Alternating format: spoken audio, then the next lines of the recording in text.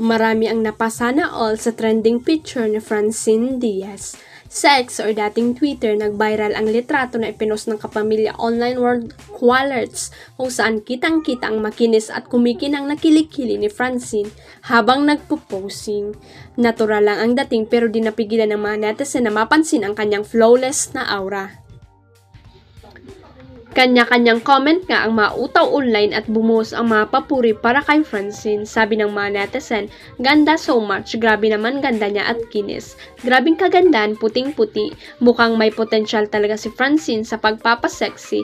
Pero sa ngayon malayo pa ang mararating ng kanyang wholesome image, lalo na kalab team niya si Seth Fidelin.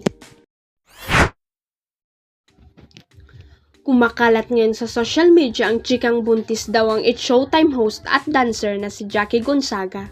At ang nakakaloka pa ang itunuturing daw tatay na pinagdadalang tao ni Jackie ay ang kasama niya sa It's Showtime at asawa ni Vice Ganda na si Ayon Perez. Sa kanyang TikTok livestream, shock ng bonggang-bongga si Jackie sa ibinatong mga tanong ng mga netizen kabilang ng chismis tungkol sa kanyang pagbubuntis.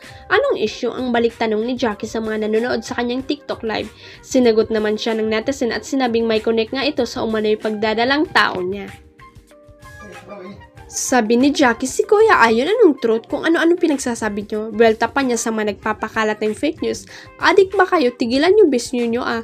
At saka yung mga trolls din naman, ano-ano pinag for the views kasi siguro kumikita sila doon.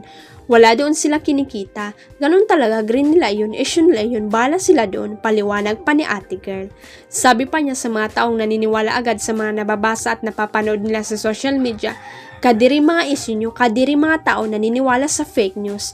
Kasunod nito, binigyan din niya ng warning ang mga lahat ng gumagawa at nagpo-post ng fake news sa social media para lang magkaroon ng content at kumita mula sa paninira ng kanilang kapwa.